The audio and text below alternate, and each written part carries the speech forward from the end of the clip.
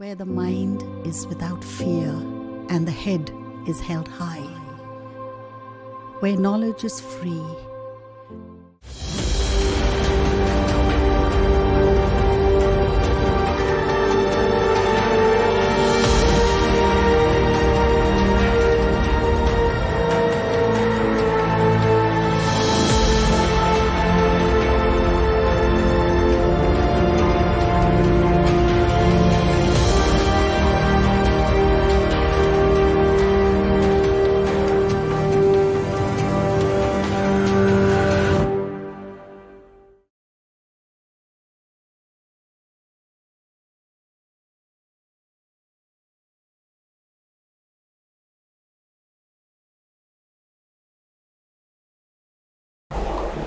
ছাত্রছাত্রীরা আশা করি তোমরা প্রত্যেকে ভালো আছো, সুস্থ আছো। ভার্চুয়াল ক্লাসরুমে তোমাদের পুনরায় স্বাগত জানাই। আমি শুভ্রবিতান সাহা, মালদা জেলা স্কুলের পদার্থবিদ্যার শিক্ষক। মালদা জেলা প্রশাসনের উদ্যোগে যে অনলাইন টেলিক্লাসের ব্যবস্থা করা হয়েছিল, সেই ক্লাসে আজ আমি পুনরায় তোমাদের সামনে উপস্থিত হয়েছি একাদশ শ্রেণীর ক্লাসরুমে। এবং তোমরা জানো আমরা মহাকর্ষ অধ্যায় পড়ছিলাম। বিগত ক্লাসগুলোতে আমরা যে বিষয় অবধি আলোচনা করেছিলাম সেইগুলো হলো অভিকর্ষ কী, অভিকর্ষজ ত্বরণ কী, এবং অভিকর্ষজ ত্বরণ কী কী কারণে পরিবর্তন হয়। আজকে আমাদের মূল আলোচ্য বিষয় হবে গ্রহ ও উপগ্রহের গতি সংক্রান্ত কেপলারের সূত্রাবলী বা Kepler's laws of planetary motion, যেটা খুবই গুরুত্বপূর্ণ পরীক্ষার জন্য এবং তোমাদের অবশ্যই ভালো করে জানতে হবে। দেখো, বিজ্ঞানী কোপার্নিকাসের সময় থেকেই জানা গেছিল যে গ্রহগুলো কিন্তু প্রত্যেকে সূর্যের চারিদিকে প্রদক্ষিণ করে, কিন্তু গ্রহগুলির গতির প্রকৃতি কীরকম বা তারা কি নিয়মে সূর্যের চারিদিকে প্রদক্ষিণ করে সেই বিষয়ে কিন্তু স্পষ্ট ধারণা তখনও ছিল না। পরবর্তীকালে জ্যোতির্বিজ্ঞানী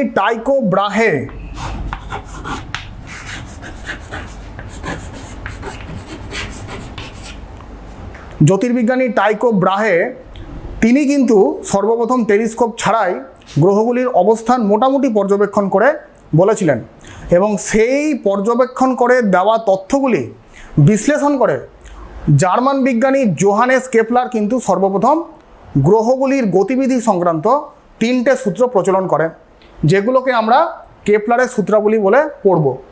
আজকে আমাদের topic Kepler's laws of planetary motion. তো সেখানে আমরা 3টে সূত্র আমরা পড়ব। কেপলারের 3টে পৃথক পৃথক সূত্র আছে। তো আমরা প্রথমে সূত্রগুলো পড়ব, পরে আমরা ব্যাখ্যায় যাব। তো কেপলারের প্রথম সূত্র কি? কেপলারের প্রথম সূত্র বলেছে যে কোনো গ্রহ সূর্যকে প্রদক্ষিণ করবে একটি উপবৃত্তাকার কক্ষপথে, এবং সূর্য সেই উপবৃত্তাকার কক্ষপথের একটি ফোকাসে থাকবে। তাহলে আমরা যদি একটু বোঝার চেষ্টা করি, তাহলে ধরে নাও এটা একটা উপবৃত্তাকার কক্ষপথ, যার যে কোনো একটি ফোকাস যদি এটা হয়, এখানে যদি সান থাকে তাহলে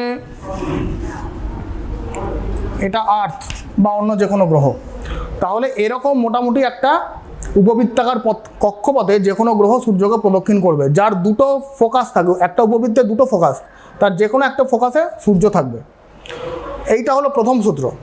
দ্বিতীয় সূত্র কি? দ্বিতীয় সূত্র বলেছে যে কোনো গ্রহ এবং সূর্যের মধ্যে সংযোজক সরলরেখা সবসময় সমান সময়ের ব্যবধানে সমান ক্ষেত্রফল অতিক্রম করবে। অর্থাৎ কি? ধরো গ্রহটি প্রথম পজিশন হচ্ছে এইটা, ধরো গ্রহটি পি পজিশনে ছিল, টি সময় পর গ্রহটি এইখানে চলে এসছে। এদের সংযোজককারী সরলরেখা কোনটা? এইটা। এবং এই সংযোজককারী সরলরেখার মধ্যবর্তী ক্ষেত্রফল এইটা এ। বিজ্ঞানী কেপলার বলে গেছেন যে পরবর্তী টি সময়ে গ্রহটি যদি এইখানে চলে আসে, অর্থাৎ আর পজিশনে চলে আসে, তাহলে পরবর্তী টি সময়েও যে ক্ষেত্রফল অতিক্রম করবে সেটাও এই হবে। অর্থাৎ যে কোনো গ্রহ এবং সূর্যের যে সংযোজককারী সরলরেখা সেটা সবসময় সমান সময়ের ব্যবধানে সমান ক্ষেত্রফল অতিক্রম করবে।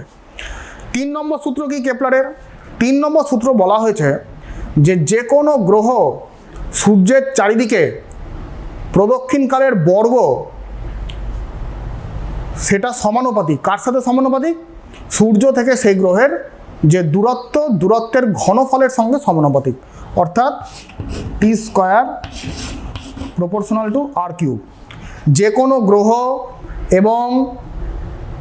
কোনো গ্রহ সূর্যের চারিদিকে যে প্রদক্ষিণ করে সেই প্রদক্ষিণকালের বর্গ সূর্য থেকে সেই গ্রহের যে দূরত্ব তার ঘনফলের সঙ্গে সমানুপাতিক। এইটা হচ্ছে তৃতীয় সূত্র। তো আমরা 2 নম্বর সূত্র এবং 3 নম্বর সূত্রের প্রমাণটা আমাদের সিলেবাসে আছে, সেটা আমাদের পড়তে হবে।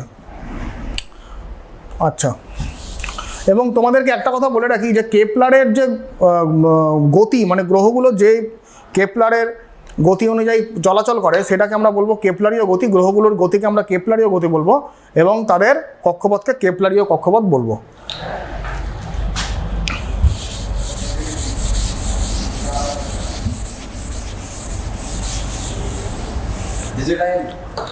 আমরা এখন কেপলারের দ্বিতীয় সূত্রের প্রমাণ পড়ব।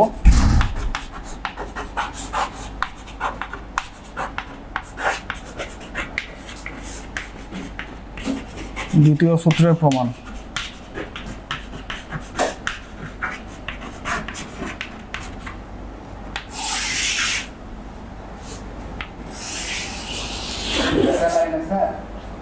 আচ্ছা, ধরা যাক এইটা হচ্ছে একটা উপবৃত্তাকার কক্ষপথ এবং উপবৃত্তাকার কক্ষপথে এটা ফোকাস যেখানে সূর্য আছে। যে কোনো একটা গ্রহ ধরো এখানে আছে পি পজিশন। ধরো ডেল্টা টি সময় পরে, ডেল্টা টি অত্যন্ত ক্ষুদ্র সময় পরে গ্রহটা এইখানে চলে আসছে কিউতে, এবং তাদের সংযোজক সরলরেখাটা যদি আমি টেনে দিই,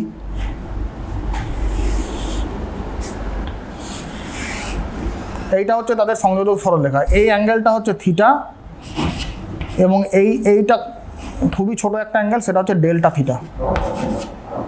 এবং সূর্য এবং এই গ্রহের সংযোজক সরলরেখা হচ্ছে আর।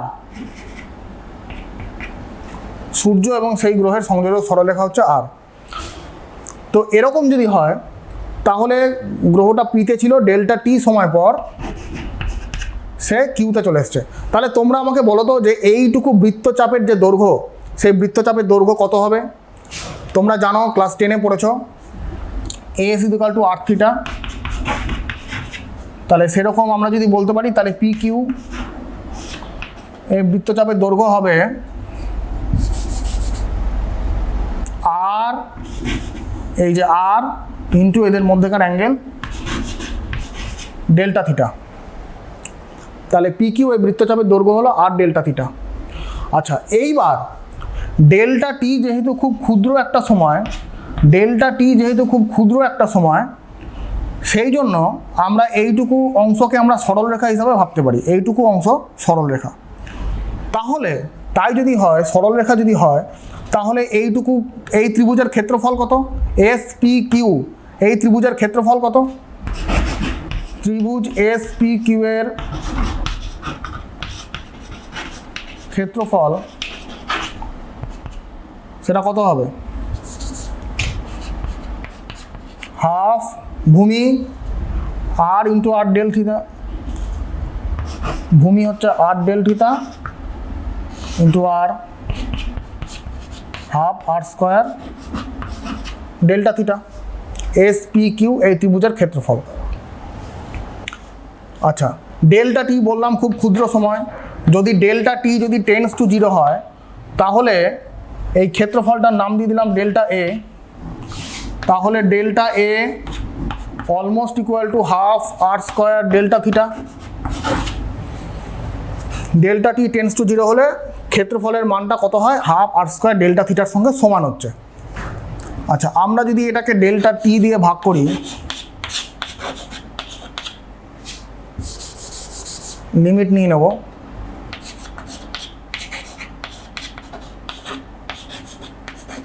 Delta a by delta t সমান কী হবে half R square limit delta T tends to 0 delta theta by delta t. তোমরা অঙ্কে পড়েছো limit delta T tends to 0 del a del t মানে d a d t, d a DT is equal to half R square d theta d t. আচ্ছা, এবার তোমরা class 11-এরই বৃত্তীয় গতি অধ্যায় পড়েছো omega is equal to d theta d t, কৌণিক বেগ মানে কৌণিক সময়, কৌণিক সরণ বাই সময়, কৌণিক বেগ ইজ ইকুয়াল টু কৌণিক সরণ বাই সময়। তাহলে আমরা লিখতে পারি dA DT is equal to half R square omega, omega মানে কৌণিক বেগ। আচ্ছা,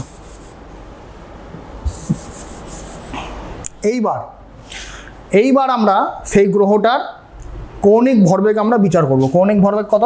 এল ইজ ইকুয়াল টু আমরা জানি এম ভি আর, কৌণিক ভরবেগ মানে রৈখিক ভরবেগ ইন্টু বৃত্তপথের ব্যাসার্ধ এম ভি আর। আচ্ছা, আমরা জানি v is equal to r omega, v r omega into r, তাহলে এটা হয়ে গেল এম আর স্কোয়ার ওমেগা। হ্যাঁ, আচ্ছা, তাহলে এখান থেকে আমরা পেয়ে যাচ্ছি এল বাই এম মানে আর স্কোয়ার ওমেগা। এবার এই মানটা যদি এইখানে বসাই তাহলে কি হবে? তাহলে d a DT is equal to দাঁড়াচ্ছে l by 2m। D a d t তাহলে কি দাঁড়াচ্ছে? L by 2m। আচ্ছা, এটা আমি মিটিয়ে দিই। দেখো এখানে করছি, এইবার এলটা তো একটা ধ্রুবক, যদি কোনো বস্তুর উপর যদি বাহ্যিক বল যদি না প্রযুক্ত হয় তাহলে তার কৌণিক ভরবেগ ধ্রুবক থাকে। তাহলে আমরা ধরে নিলাম যে সূর্য সহ এই যে গ্রহ আছে তার উপর কোনো বাহ্যিক বল প্রযুক্ত হচ্ছে না। যদি বাহ্যিক বল প্রযুক্ত না হয় তাহলে এলটা কনস্ট্যান্ট, আর এমটা তো গ্রহের ভর, সেটা তো অবশ্যই কনস্ট্যান্ট। তাহলে আমরা পেয়ে গেলাম dA DT is equal to constant, অর্থাৎ আমাদের কিন্তু সেকেন্ড লয়ের প্রমাণটা হয়ে গেল। DA DT is equal to constant মানে কি? যে সবসময় গ্রহটি সমান সময়ের ব্যবধানে সমান ক্ষেত্রফল অতিক্রম করবে। সূর্য এবং যে কোনো গ্রহের সংযোজক সরলরেখা সমান সময়ের ব্যবধানে সমান ক্ষেত্রফল অতিক্রম করবে। এইটা হচ্ছে আমাদের কেপলারের লস দ্বিতীয় সূত্রের প্রমাণ।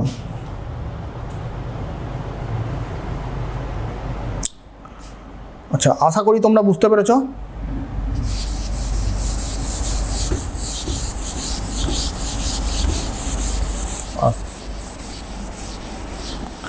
এবার আমরা কেপলারের সূত্রের তৃতীয় সূত্রের প্রমাণটা আমরা দেখব। কেপলারের তৃতীয় সূত্রের প্রমাণ, যেটা আমাদের সিলেবাসে অবশ্যই আছে।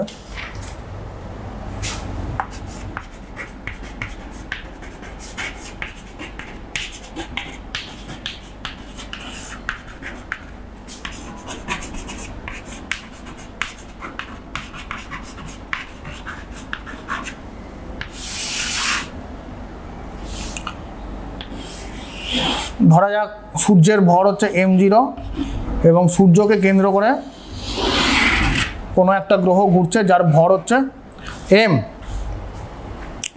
দেখো, কোনো গ্রহ যে গতিবেগে সূর্যকে প্রদক্ষিণ করে তাকে আমরা প্রদক্ষিণ দ্রুতি বলবো। সেই প্রদক্ষিণ দ্রুতিটা হচ্ছে এই ভরের প্রদক্ষিণ দ্রুতি হচ্ছে v। আচ্ছা, তাহলে এদের মধ্যবর্তী দূরত্ব হচ্ছে r।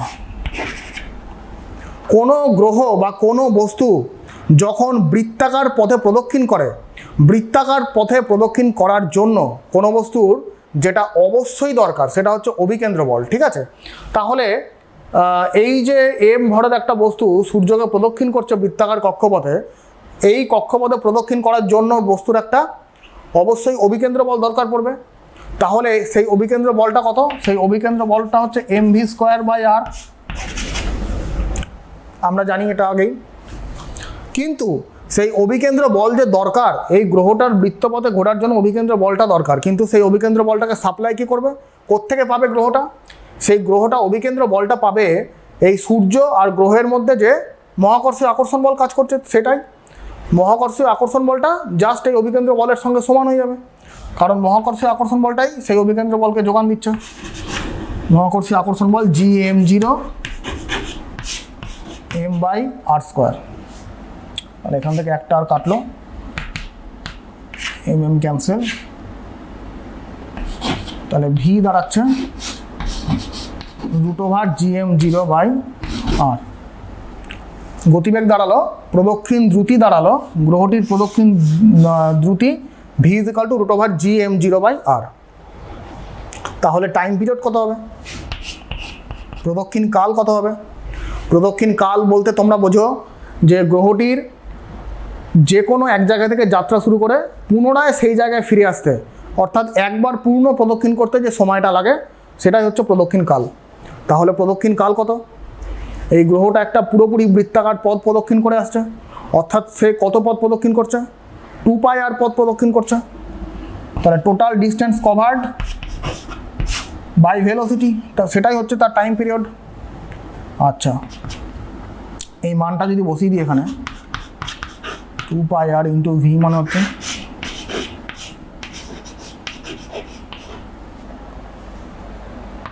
আটটাকে যদি আমি রুটের ভেতর রাখি তাহলে আর কিউব বাই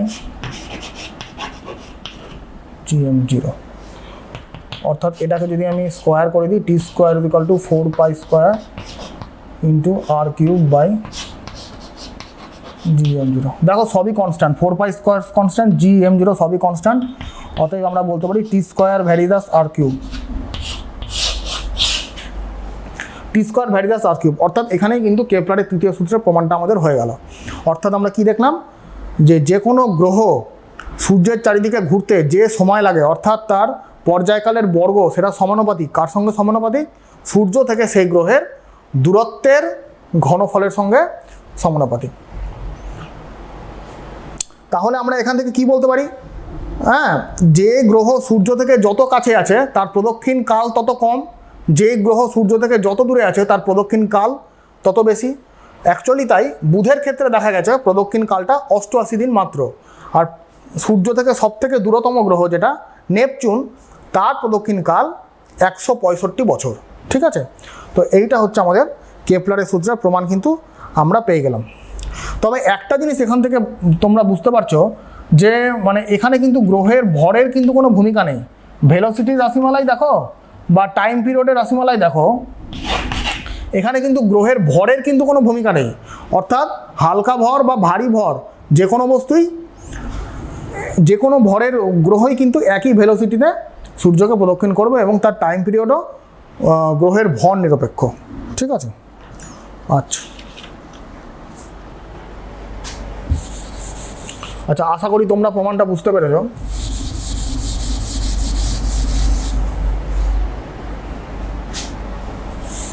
ঠিক আছে, এবার আমরা পড়বো মুক্তিবেগ। মুক্তিবেগ কি জিনিস?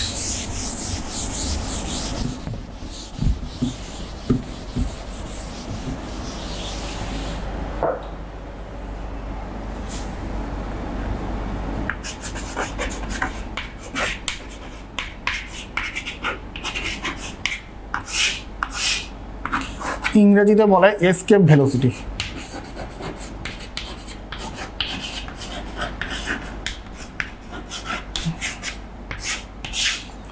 দেখো নাম শুনে বুঝতে পারছো মুক্তিবেগ অর্থাৎ মুক্ত হয়ে যাওয়া, এসকেপ মানেও তাই, এসকেপ মানে মুক্ত হয়ে যাওয়া। তো মুক্তিবেগ বিষয়টা কি? দেখো তুমি যখন কোনো একটা বস্তুকে একটা নির্দিষ্ট বেগ দিয়ে ওপরের দিকে ছুড়ে যাও, তুমি কি দেখবে যে কিছুটা উচ্চতা যাওয়ার পর বস্তুটা কিন্তু আবার ভূপৃষ্ঠে নেমে এসছে। তুমি যদি আরও একটু জোরে বস্তুটাকে ছোড়ো, অর্থাৎ প্রক্ষেপ বেগ যদি তুমি আরেকটু বেশি দাও, তাহলে তুমি কি দেখবে যে আরও কিছুটা উচ্চতা উঠেছে, তারপরে সেই বস্তুটা আবার ভূপৃষ্ঠে নেমে আসছে। তোমরা এটাও জানো যে ভূপৃষ্ঠে থেকে যখন কোনো একটা বস্তু ওপরে ওঠে, সর্বোচ্চ উচ্চতায় উঠে, তার গতিবেগ কিন্তু মুহূর্তের জন্য হলেও 0 হয়। একদম সর্বোচ্চ উচ্চতায় উঠে কোনো বস্তুর গতিবেগ মুহূর্তের জন্য হলেও 0 হয়। আচ্ছা, এইবার তুমি যদি প্রক্ষেপ বেগ ক্রমান্বয়ে যদি বাড়িয়ে যাও, তাহলে একটা নির্দিষ্ট সময় আসবে যখন তুমি কি দেখবে যে প্রক্ষেপ বেগ বাড়াতে বাড়াতে এমন একটা সময় আসবে যখন বস্তুটা কিন্তু আর ভূপৃষ্ঠে ফেরতই আসলো না, অর্থাৎ সেটার সর্বোচ্চ উচ্চতায় তার কিন্তু গতিবেগ 0 হলো না। তুমি এভাবেও বলতে পারো যে একটা নির্দিষ্ট বেগ দিলে দেখা যাচ্ছে বস্তুটা মহাকর্ষীয় আকর্ষণ ক্ষেত্রের বাইরে চলে যাচ্ছে, অর্থাৎ সেটা আমরা বলতে পারি অসীমে চলে গেছে। তো যেই ন্যূনতম বেগ দিলে এই ঘটনাটা ঘটবে সেই বেগটাকেই আমরা বলছি মুক্তিবেগ। তাহলে আমরা ডেফিনেশনটা কী দেবো? ডেফিনেশনটা আমরা এইভাবে দিতে পারি যে ন্যূনতম বেগে কোনো বস্তুকে পৃথিবী পৃষ্ঠ বা অন্য কোনো গ্রহ বা উপগ্রহের পৃষ্ঠ থেকে ছুড়লে সেটি তার মহাকর্ষীয় আকর্ষণ ক্ষেত্রের বাইরে চলে যায়, অর্থাৎ আমরা বলতে পারি সেটি আর ভূপৃষ্ঠে ফেরত আসবে না। ওই যে তুমি একটা ন্যূনতম গতিবেগ দিলে সেই গতিবেগটাই হচ্ছে মুক্তিবেগ, বা এসকেপ ভেলোসিটি আমরা বলবো। তাহলে আমরা একটু বিষয়টা আমরা দেখি। আমরা পৃথিবীর ক্ষেত্রে বিবেচনা করব মুক্তিবেগ কত, মুক্তিবেগের রাশিমালাটা আমরা দেখি। ধরো এটা পৃথিবীর ভর সবসময় হয় ক্যাপিটাল এম, তার ব্যাসার্ধ হয় ক্যাপিটাল আর, এইটা তার সেন্টার, এইটা ধরে নাও তার রেডিয়াস।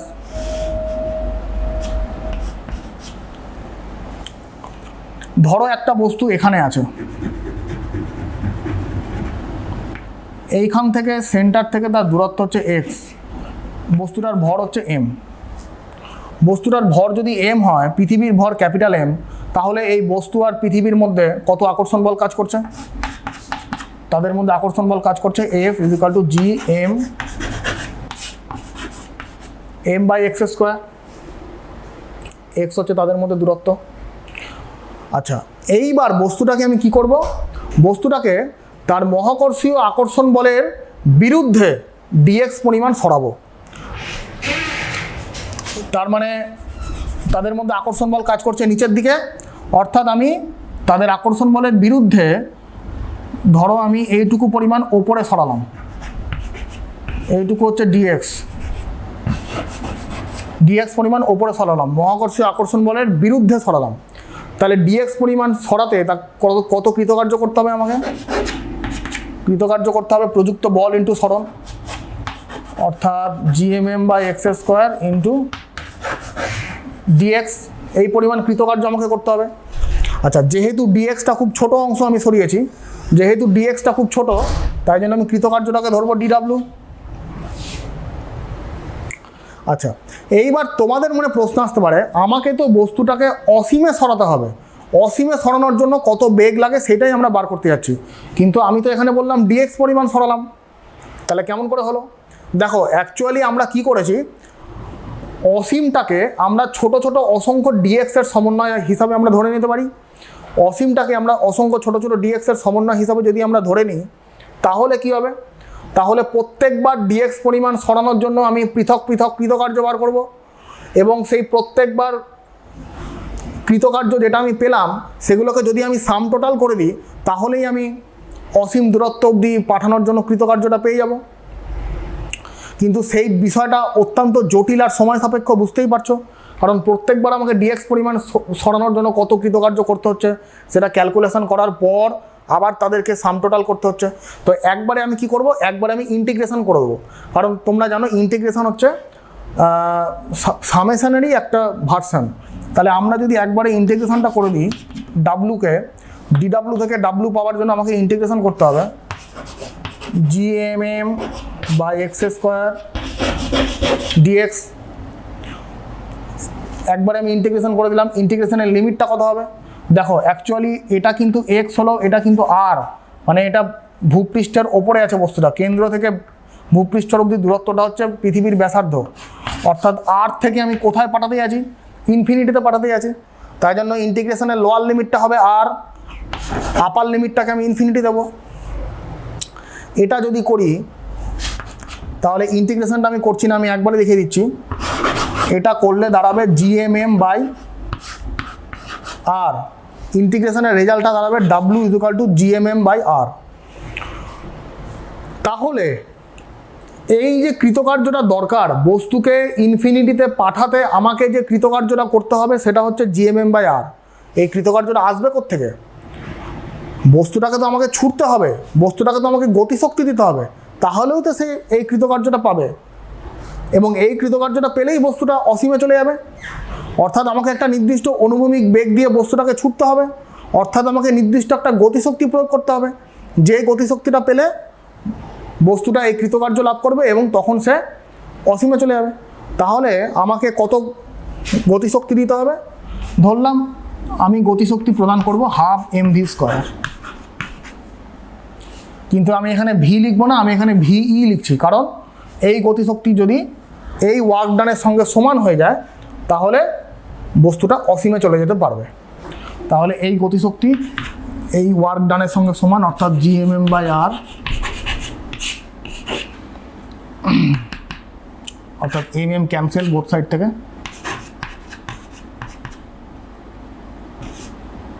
একবারে করে দিই।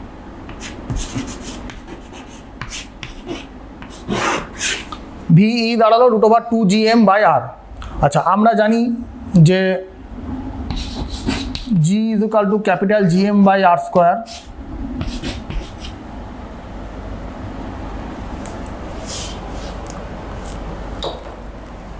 এইখানে কৃতকার্যটা ক্যাপিটাল R।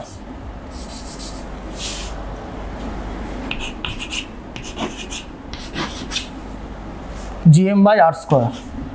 তাহলে এইখানে যদি gm এর মানটা পুট করি gr², তাহলে কত দাঁড়াচ্ছে? ভিই দাঁড়াচ্ছে 2gr। তাহলে এসকেপ ভেলোসিটির রাশিমালা দাঁড়ালো √2gr, 2 মাল্টিপ্লাইড বাই অভিকর্ষজ ত্বরণ মাল্টিপ্লাইড বাই পৃথিবীর ব্যাসার্ধ। তাহলে এইখানে তোমাদের সমস্ত মান জানা আছে। এই মানগুলো তুমি যদি পুট করো, অর্থাৎ জি এর ভ্যালু তুমি যদি 9.8 মিটার/সেকেন্ড² বসাও এবং আর এর ভ্যালু তো 6400 কিলোমিটার, অ্যাকচুয়ালি মিটারে করলে 6.4 × 10⁶ মিটার তুমি যদি এখানে বসাও, তাহলে এখানে ভিই এর মানটা পাবে অলমোস্ট 11.2 কিলোমিটার/সেকেন্ড। অর্থাৎ পৃথিবী থেকে ছোড়া কোনো বস্তুর মুক্তিবেগের মান হলো 11.2 কিলোমিটার/সেকেন্ড। অর্থাৎ এই বেগে তুমি যদি কোনো বস্তুকে পৃথিবী পৃষ্ঠ থেকে ছোড়ো তাহলে সেটা কিন্তু তার মহাকর্ষীয় আকর্ষণ ক্ষেত্রের বাইরে চলে যাবে, অর্থাৎ আমরা বলতে পারি বস্তুটা অসীমে চলে যাবে। ঠিক আছে, তোমরা গোটা বিষয়টা একবার দেখে নাও, অসুবিধা হলে। আচ্ছা,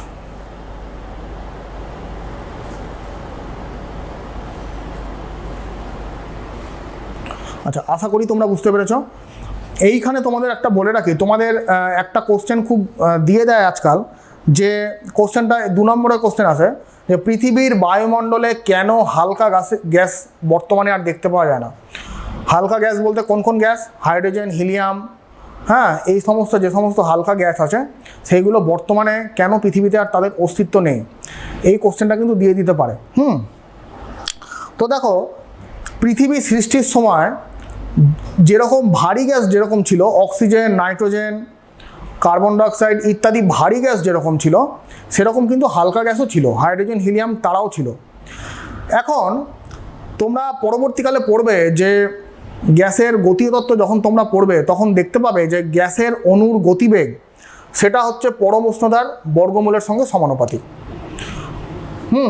সেইটা থেকে জানা যায় যে হাইড্রোজেন অণুর আরএমএস বেগ CH2 এটা হচ্ছে 1.6 কিলোমিটার/সেকেন্ড। হাইড্রোজেন অণুর আরএমএস বেগ কত?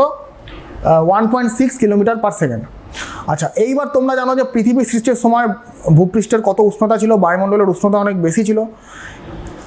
বায়ুমণ্ডলের উষ্ণতা বেশি থাকার জন্য তার অভ্যন্তরে যে গ্যাসগুলো আছে, হালকা গ্যাস যেমন হাইড্রোজেন, তার আরএমএস বেগও অনেক বেশি ছিল। পৃথিবী সৃষ্টির সময় দেখা গেছে এই হাইড্রোজেন গ্যাসেরই আরএমএস বেগ ছিল অলমোস্ট ইকুয়াল টু 5 কিলোমিটার/সেকেন্ড, কারণ তখন টেম্পারেচার অনেক বেশি ছিল, তাই জন্য হাইড্রোজেন গ্যাসের আরএমএস বেগের মানও বেশি ছিল। অর্থাৎ আমরা এটা বলতে পারি যে কিছু কিছু হাইড্রোজেন গ্যাসের গতিবেগ মুক্তিবেগের সমান ছিল বা তার থেকে কিছু কম বেশি ছিল দীর্ঘদিন ধরে।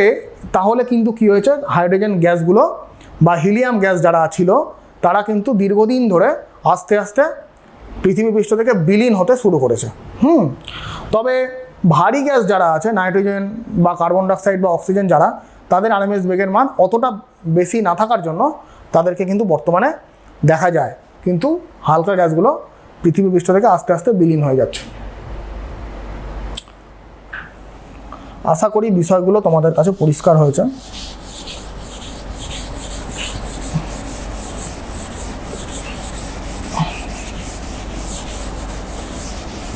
আচ্ছা, এইবার আমাদের যেটা পাঠ্য বিষয়,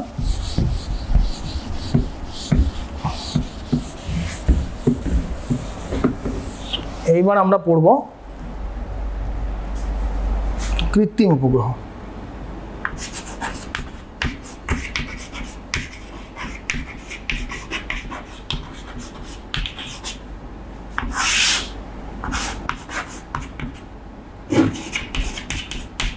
আর্টিফিশিয়াল স্যাটেলাইট।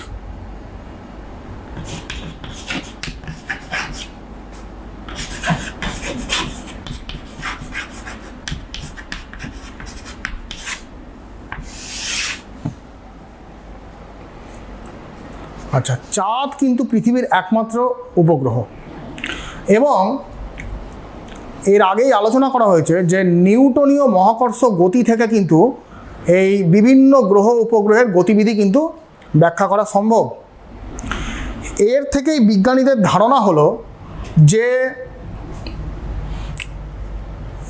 আমরা পৃথিবী থেকে ছোড়া কোনো বস্তুকে যদি আমরা যথাযথ দূরত্বে নিয়ে গিয়ে যথাযথ অনুভূমিক বেগ আমরা দিতে পারি, তাহলে সেগুলো কিন্তু চাঁদের মতোই পৃথিবীকে প্রদক্ষিণ করতে শুরু করবে।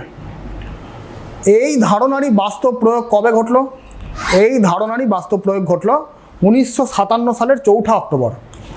তখন কি ঘটল? তখন রাশিয়ার বিজ্ঞানীরা স্পুটনিক 1 নামে প্রথম কৃত্রিম উপগ্রহ কিন্তু পৃথিবীর কক্ষপথে স্থাপন করেছিলেন। আসলে কি হয় বিষয়টা, যে বিভিন্ন উপগ্রহকে কিন্তু রকেটের সাহায্যে উৎক্ষেপণ করা হয়, খাড়াভাবে পূর্ব দিকে কিন্তু উৎক্ষেপণ করা হয়। বিভিন্ন উপগ্রহকে আমরা রকেটের সাহায্যে উৎক্ষেপণ করতে পারি, এবং প্রযুক্তিগত দিক দিয়ে উপগ্রহের পেছনে রকেটকে এমনভাবে সাজানো থাকে যাতে আমরা কিন্তু বিভিন্ন দিকে রকেটের গতির অভিমুখটা আমরা চেঞ্জ করতে পারি। এবং গতির অভিমুখটা চেঞ্জ করার ফলে কি হয়, একটা নির্দিষ্ট উচ্চতায় গিয়ে যদি আমরা সেই উপগ্রহটাকে একটা নির্দিষ্ট অনুভূমিক বেগ আমরা দিতে পারি, তাহলে সেটা কিন্তু পৃথিবীর কক্ষপথে গিয়ে পৃথিবীকে প্রদক্ষিণ করতে শুরু করবে। তবে বর্তমানে শুধু পৃথিবীর চারিদিকেই কৃত্রিম উপগ্রহ নয়, বিভিন্ন গ্রহ চারিদিকে বা বিভিন্ন উপগ্রহের চারিদিকেরও কিন্তু কৃত্রিম উপগ্রহ পাঠানো সম্ভব হয়েছে। ঠিক আছে, তো আমরা এখন কৃত্রিম উপগ্রহের দ্রুতি এবং পর্যায়কাল আমরা আলোচনা করব।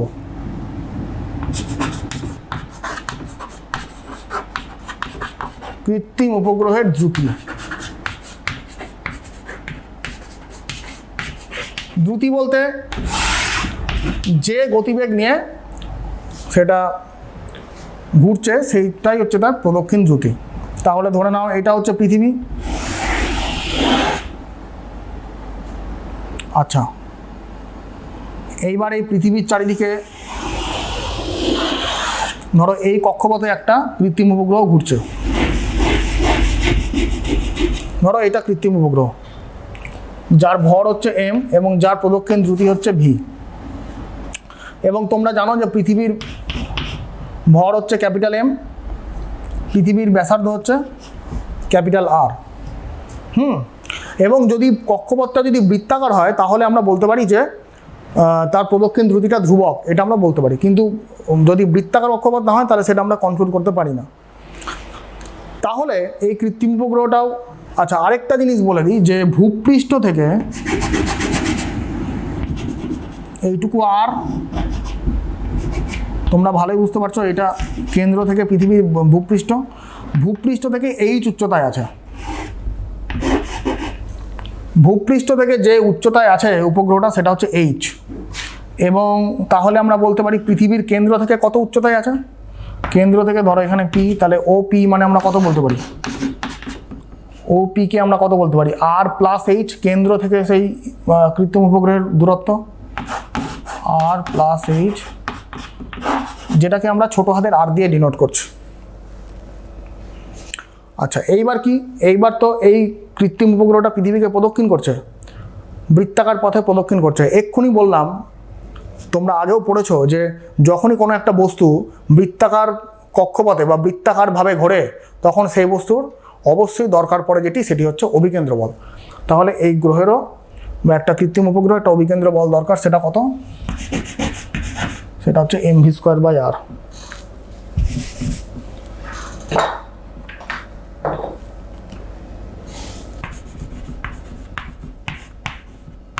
mv²/r ইকুয়াল টু কি হবে, এই অভিকেন্দ্র বলটাকে কে যোগান দেবে? যোগান দেবে এই পৃথিবী আর এই কৃত্রিম উপগ্রহের মধ্যে যে মহাকর্ষীয় আকর্ষণ বল, সেটা কত? gmm বাই তাদের মধ্যে দূরত্বের স্কোয়ার। আর ক্যান্সেল, একটা এম ক্যান্সেল, তাহলে ভি দাঁড়ালো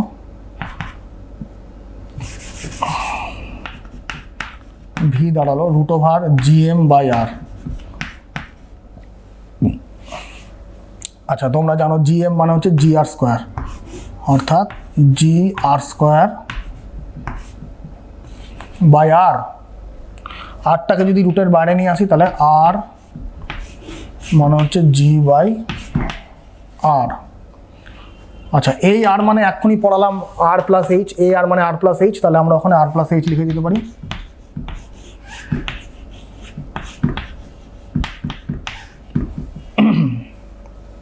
তাহলে প্রদক্ষিণ দ্রুতির মান একটা আমরা পেলাম, সেটা হচ্ছে যে আর মানে পৃথিবীর ব্যাসার্ধ এই আর ইন্টু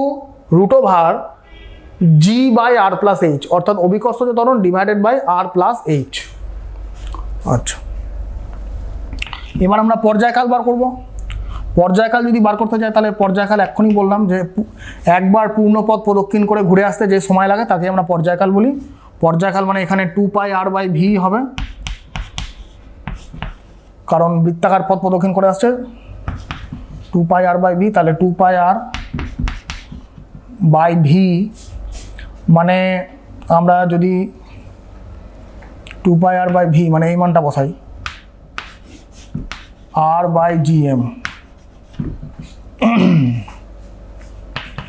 অর্থাৎ এই আরটাকে যদি আমি এর মধ্যে রুটের মধ্যে নিয়ে যাই, তাহলে কি হবে?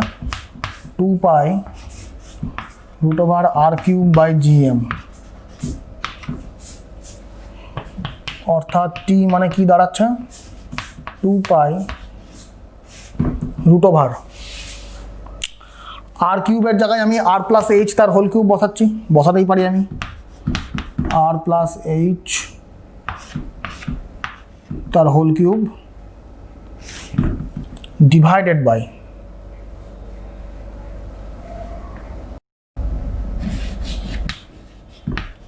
gr²।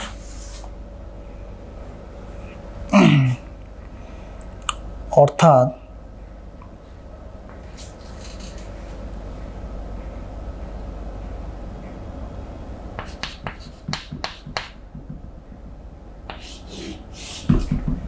এখান থেকে যদি আমি আর কিউবটা কমন নিই, তাহলে কি হবে? 1+h/r whole cube divided by gr²। h/r তার হোল কিউব, এখানে উপর থেকে আর কিউবটা কমন নিয়েছি, তাহলে এটা আমরা এখানে লিখি। তাহলে t ইকুয়াল টু কি দাঁড়াচ্ছে? 2π। আচ্ছা এখান থেকে r² থেকে একটা আর কাটবে, একটা আর থাকবে, তাহলে 2π√r/g into 1+h/r whole to the power 3/2। এইটা দাঁড়ালো আমাদের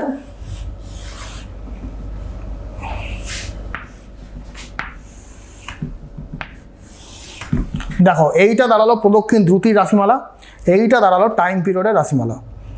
তো এইগুলো একটু মনে রাখতে হবে, কারণ আমাদের এগুলো থেকে কিন্তু নিউমেরিক্যালস আসলে যাতে আমরা অতি সহজেই আমরা করতে পারবো। ফর্মুলাগুলো যদি জানা থাকে তাহলে জাস্ট 10 থেকে 15 সেকেন্ড লাগবে আমাদের একটা এমসিকিউ সলভ করতে, আর কিচ্ছু না।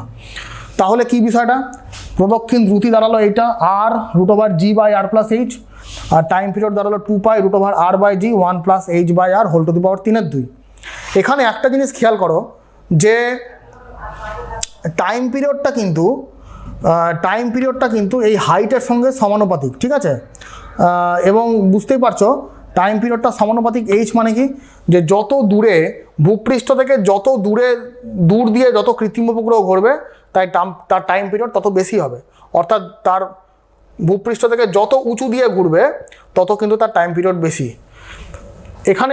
এখানে আবার কিন্তু উল্টো, গতিবেগের সঙ্গে মানে উচ্চতাটা কিন্তু ব্যস্তানুপাতিক, অর্থাৎ যত কম উচ্চতা দিয়ে কোনো উপগ্রহ ঘুরবে তার ভেলোসিটি কিন্তু তত বেশি হবে, অর্থাৎ সে মানে তত জোরে ঘুরবে, মানে যত তার ভূপৃষ্ঠ থেকে দূরত্বটা কম হবে সে কিন্তু তত আরও জোরে ঘুরবে। এইখান থেকে কিন্তু আমরা এই দুটো জিনিস কনক্লুড করতে পারি। আচ্ছা, এইবার যদি তোমাকে একটা স্পেশাল কেস বলে দেয়, যদি ধরো খুবই কাছ দিয়ে ঘুরছে, পৃথিবীর খুবই কাছ দিয়ে ঘুরছে, ধরো এই সমস্ত জায়গা দিয়ে ঘুরছে বা আরও কাছে, তাহলে কি হবে, তাহলে এইচটাকে আমরা নেগলেক্ট করতে পারি। তো তাহলে এইচ যদি অলমোস্ট ইকুয়াল টু 0 হয়ে যায় তাহলে কি হচ্ছে, তাহলে ভি এর মানটা কি দাঁড়াচ্ছে, ভি এর মানটা দাঁড়াচ্ছে এখান থেকে যদি এইচটা 0 করে দিই তাহলে কি দাঁড়াবে, তাহলে রুট ওভার জি আর দাঁড়াবে, রুট ওভার জি আর, হ্যাঁ, আর টিটা কি দাঁড়াবে, এইচটাকে 0 করে দিলে দাঁড়াবে 2 pi root over r by জি, এইটা দাঁড়াবে। মানে এইটা স্পেশাল কেস, অর্থাৎ যদি কোশ্চেনে বলা দেয় যে ভূপৃষ্ঠের খুব কাছাকাছি ঘুরছে গ্রহটা, কৃত্রিম উপগ্রহটা খুব ভূপৃষ্ঠের খুব কাছাকাছি কোনো কক্ষপথ দিয়ে ঘুরছে, তাহলে তার গতিবেগের ফর্মুলা দাঁড়াবে রুট ওভার জি আর টাইম পিরিয়ডের ফর্মুলা দাঁড়াবে 2 pi root over r by জি। এইটা হচ্ছে কৃত্রিম উপগ্রহ, ঠিক আছে। তো এইখান থেকে তোমাদের নানা রকম কোশ্চেন আসতে পারে, কৃত্রিম উপগ্রহের ব্যবহারও দিয়ে যেতে পারে। কৃত্রিম উপগ্রহের ব্যবহার তোমরা জানো যে টেলিযোগাযোগ, অর্থাৎ সিগন্যাল আদান প্রদানের মাধ্যমে আমরা পৃথিবীর বিভিন্ন স্থানে থাকা খেলাধুলা বা অনুষ্ঠান আমরা সহজেই দেখতে পারি। হ্যাঁ, আবহাওয়ার বিষয়ে পূর্বাভাস করা যায়, নিরীক্ষণ করা যায়, বা তোমার প্রতিরক্ষামূলক যে ব্যবস্থা বা নজরদারি সেটা করা যায়। তো এরকম নানাবিধ কৃত্রিম উপগ্রহের ব্যবহার আছে, ঠিক আছে। আচ্ছা, আশা করি তোমরা বুঝতে পেরেছো। দেখো, এইবার আমাদের যেটা পাঠ্য বিষয় সেটা হচ্ছে ভূসমলয় উপগ্রহ বা জিও স্টেশনারি স্যাটেলাইট। আচ্ছা, জিও কথাটার মানে হচ্ছে ভূ বা পৃথিবী, আর স্টেশনারি কথাটার মানে হচ্ছে স্থির। তাহলে এইখান থেকে কিন্তু আমরা জিও স্যাটেলাইট বা জিও স্টেশনারি স্যাটেলাইট সম্বন্ধে একটা ধারণা আমরা করতে পারি। কি বিষয়টা হচ্ছে পৃথিবী নিজের অক্ষের চারিদিকে প্রতি 24 ঘন্টায় একবার পশ্চিম থেকে পূর্বে পাক খায়, যেটা আহ্নিক গতি নামে পরিচিত। এইবার এমন একটা কৃত্রিম উপগ্রহকে যদি আমরা পৃথিবীর কক্ষপথে এমনভাবে স্থাপন করতে পারি যদি তার কক্ষপথটা বৃত্তাকার হয়,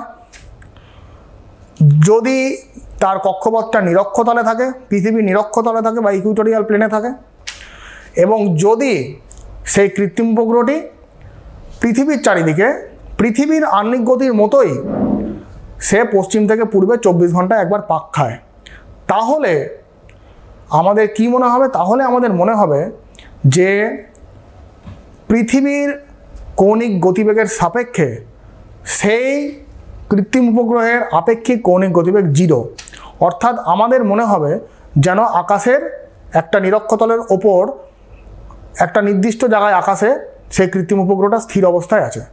এই রকম উপগ্রহকে আমরা ভূসমলয় উপগ্রহ বা জিও স্টেশনারি স্যাটেলাইট বলবো, এবং তার কক্ষপথটাকে ভূসমলয় কক্ষপথ বলবো।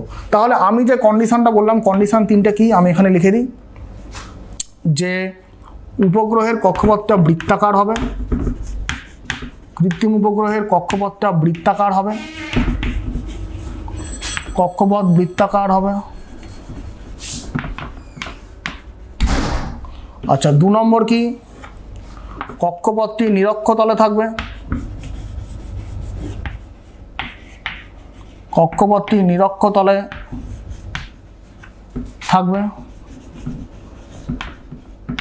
আচ্ছা 3 নম্বর কন্ডিশন কি, যে পৃথিবীর আহ্নিক গতির মতো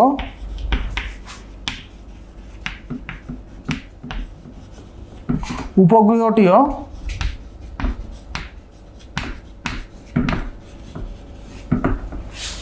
24 ঘন্টায় পশ্চিম থেকে পূর্বে পৃথিবীকে পাক খাবে, পৃথিবীর চারিদিকে ঘুরবে।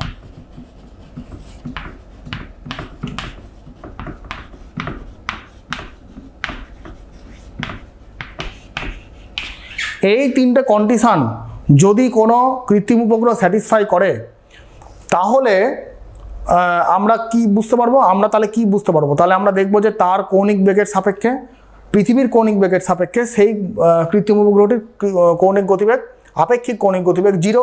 অর্থাৎ আমরা কি দেখব, আমরা দেখব যে সেটা আকাশের ওপর একই জায়গায় স্থির অবস্থায় আছে। এই জন্য আমরা একে ভূস্থির বা ভূসমলয় উপগ্রহ বলবো এবং তার কক্ষপথটাকে ভূসমলয় কক্ষপথ আমরা বলবো। আচ্ছা তাহলে আমরা তার উচ্চতাটা বের করি। আমাদের কিন্তু কোশ্চেনে খুবই দিয়ে দেয় যে ভূসমলয় উপগ্রহ মোটামুটি কত উচ্চতায়, ভূপৃষ্ঠ থেকে কত উচ্চতায় প্রদক্ষিণ করতে পারে এবং তার প্রদক্ষিণ বেগটা কত, সেটা কিন্তু আমাদের পরীক্ষার সময় খুবই দিয়ে দেয়। তো চলো আমরা এখন সেটা বার করব। আচ্ছা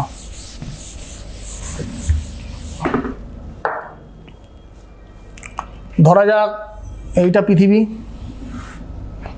এবং এর চারিদিকে একটা কৃত্রিম উপগ্রহ ঘুরছে যেটা ভূসমলয় উপগ্রহ, যার ভর ধরে নাও আর, যার ভর ধরে নাও এম, পৃথিবীর সেন্টার থেকে তার দূরত্ব হচ্ছে আর, এবং এটা ভূপৃষ্ঠ থেকে এইচ উচ্চতায় আছে। আর এইটুকু তো আর তোমরা জানো, মানে পৃথিবীর সেন্টার থেকে তার ভূপৃষ্ঠ অবধি মানে যেটা দূরত্ব সেটাই তার রেডিয়াস, এবং ভূপৃষ্ঠ থেকে এইচ উচ্চতায় আছে। অর্থাৎ আগের বারের মতোই আমরা ধরতে পারি r equal to r plus h. প্রদক্ষিণ দ্রুতি হচ্ছে ভি এবং টাইম পিরিয়ড হচ্ছে টি, পূর্ণপথ প্রদক্ষিণ করতে টাইম পিরিয়ড টি। তাহলে একদম আগের মতোই আমরা হিসাব করব যে বস্তুটা বা কৃত্রিম উপগ্রহটা একবার ঘুরছে, অর্থাৎ সে একটা বৃত্তাকার পথে প্রদক্ষিণ করছে। বৃত্তাকার পথে প্রদক্ষিণ করার জন্য তার দরকার অভিকেন্দ্র বল, যেটাকে যোগান দিচ্ছে পৃথিবী আর এই উপগ্রহের মধ্যে মহাকর্ষীয় আকর্ষণ বল, অর্থাৎ জিএমএম বাই আর স্কোয়ার। একদম আগের মতো, অর্থাৎ এখান থেকে আমরা পেয়ে গেলাম আর v is equal to root over GM by আর।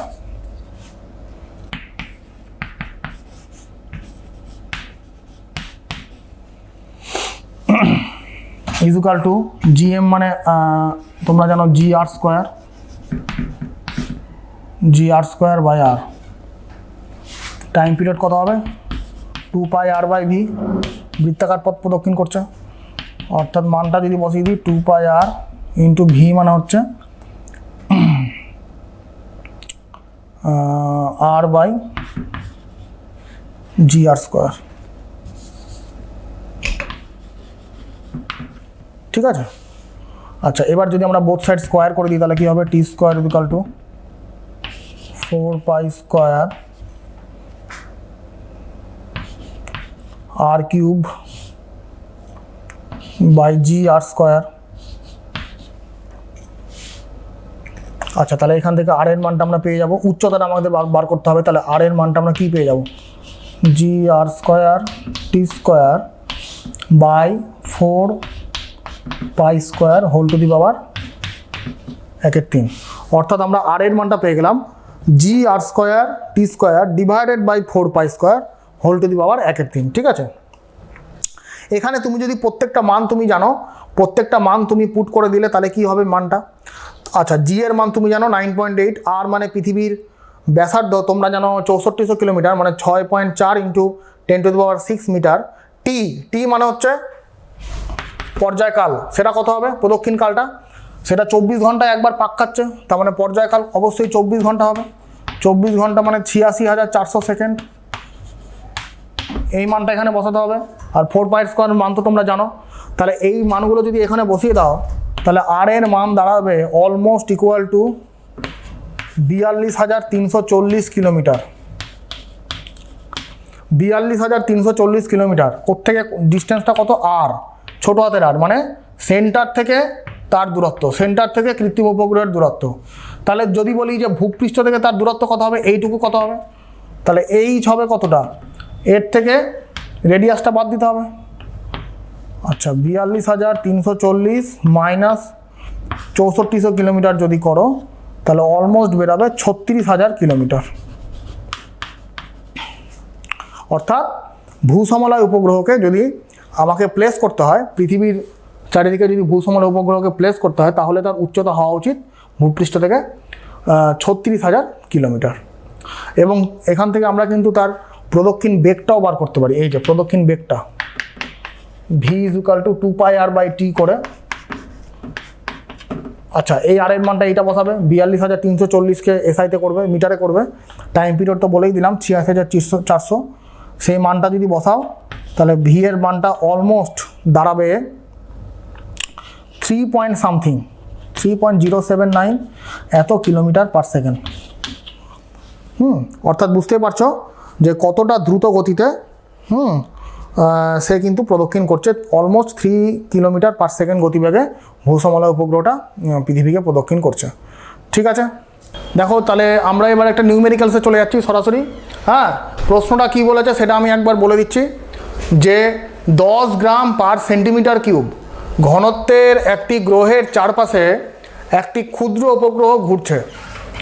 তার কক্ষপথের ব্যাসার্ধ গ্রহের ব্যাসার্ধ অপেক্ষা সামান্য বেশি। উপগ্রহের পর্যায়কাল কত? যেখানে ক্যাপিটাল জি মানে সর্বজনীন মহাকর্ষীয় ধ্রুবকের মান দেওয়া আছে 6.68 × 10⁻⁸ CGS।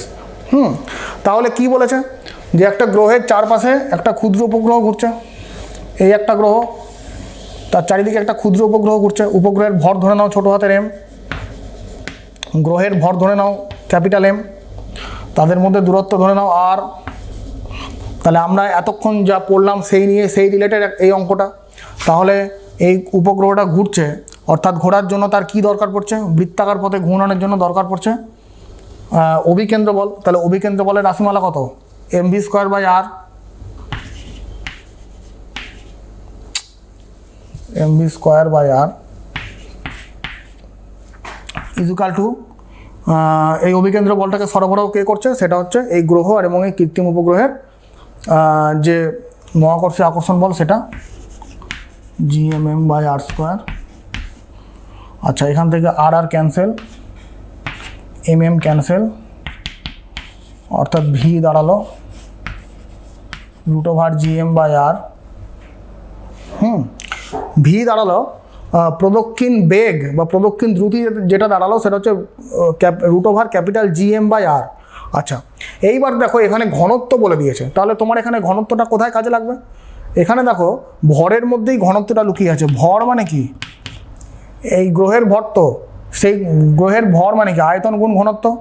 তাহলে গ্রহ তো একটা গোলক, তার মানে তার আয়তন 4/3πr³ হবে, আয়তন গুণ ঘনত্ব রো। তাহলে আমরা যদি এখানে মানটা বসিয়ে দিই, তাহলে জি, রো এর মান জানো 10 বলে দিয়েছে, 4/3πr³ ইন্টু ρ/r। তোমরা বুঝতে পারছো? আচ্ছা, এইবার আচ্ছা এইখানে আমরা এই আটটাকে না বলে বড় হাতের তাদের মধ্যে দূরত্বকে আমরা ছোট হাতের আট ধরেছি, ঠিকই আছে। আচ্ছা, তাহলে এটাকেও আমাদের ছোট হাতের আড়ই ধরতে হবে।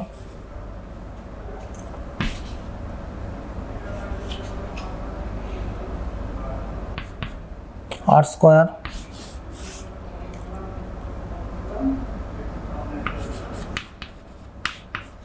4/3π gr² রো। আচ্ছা, তুমি যদি প্রদক্ষিণ বেগ যদি পেয়ে যাও, তাহলে তুমি সহজেই টাইম পিরিয়ড পেয়ে যাবে। টাইম পিরিয়ড তুমি করে দেবে 2πr/v। ঠিক আছে, যেখানে এই আর এর মানটা, এই ভি এর মানটা তুমি এখান থেকে পেয়ে যাবে। হ্যাঁ, আর আচ্ছা তাহলে তুমি এখান থেকে কিন্তু সহজেই টাইম পিরিয়ডটা কিন্তু তুমি পেয়ে যাবে কাটাকুটি করে, ঠিক আছে? আচ্ছা আচ্ছা, তাহলে তোমাদের আজকের পঠন পাঠন এখানেই শেষ হচ্ছে, ক্লাস আজকে এখানেই শেষ। আজকে আমরা যেটা আলোচনা করলাম সেটা হচ্ছে mainly Kepler's laws of planetary motion. তারপর আমরা আলোচনা করেছি মুক্তিবেগ কি, এসকেপ ভেলোসিটি। আচ্ছা, কৃত্রিম উপগ্রহ, ভূসমলয় উপগ্রহ ইত্যাদি বিষয়গুলো কিন্তু আমরা পরপর আলোচনা করলাম। তোমরা বাড়িতে ভালো করে পড়ো, হ্যাঁ? তাহলে একটা জিনিস যেগুলো পড়ানো হলো সেগুলো বারবার পড়ো, বারবার রিভিশন দাও, তাহলেই তোমরা আশা করি পারবে, বুঝতে পারবে, কোনো অসুবিধা হওয়ার কথা না। ঠিক আছে, তাহলে তোমরা প্রত্যেকে ভালো থেকো, প্রত্যেককে শুভেচ্ছা জানাই। আজকের ক্লাস এখানেই শেষ, ধন্যবাদ।